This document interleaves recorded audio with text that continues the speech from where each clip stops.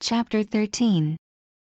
For behold, the Lord of hosts, doth take away from Jerusalem, and from Judah, the stay and the staff, the whole staff of bread, and the whole stay of water, the mighty man, and the man of war, the judge, and the prophet, and the prudent, and the ancient, the captain of 50, and the honorable man, and the counselor, and the cunning artificer, and the eloquent orator. And I will give children unto them, to be their princes, and babes shall rule over them.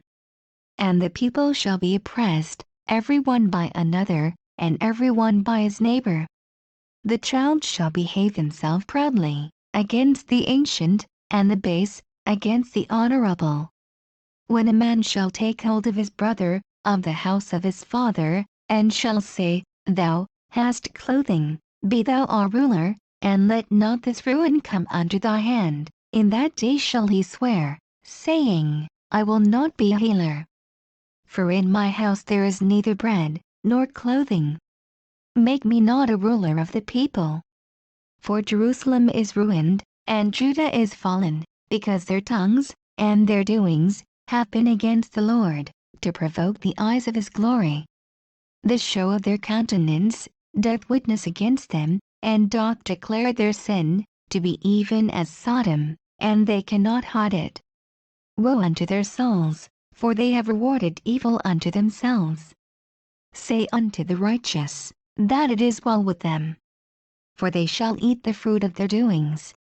Woe unto the wicked, for they shall perish, for the reward of their hands shall be upon them. And my people, children are their oppressors, and women rule over them. O my people, they who lead thee cause thee to err, and destroy the way of thy paths. The Lord standeth up to plead, and standeth to judge the people. The Lord will enter into judgment with the ancients of his people, and the princes thereof. For ye have eaten up the vineyard, and the spoil of the poor in your houses. What mean ye? Ye beat my people to pieces, and grind the faces of the poor, saith the Lord God of hosts. Moreover, the Lord saith, because the daughters of Zion are haughty, and walk with stretched forth necks and wanton eyes, walking and mincing as they go, and making a tinkling with their feet, therefore the Lord will smite with a scab the crown of the head of the daughters of Zion, and the Lord will discover their secret parts.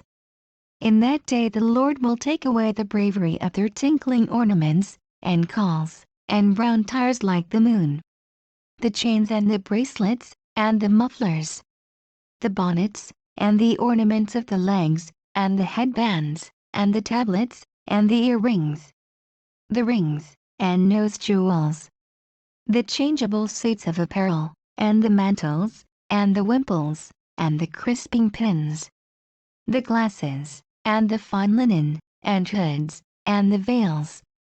And it shall come to pass, instead of sweet smell there shall be stink, and instead of a girdle, a rent, and instead of well-set hair, baldness, and instead of a stomacher, a girding of sackcloth, burning instead of beauty.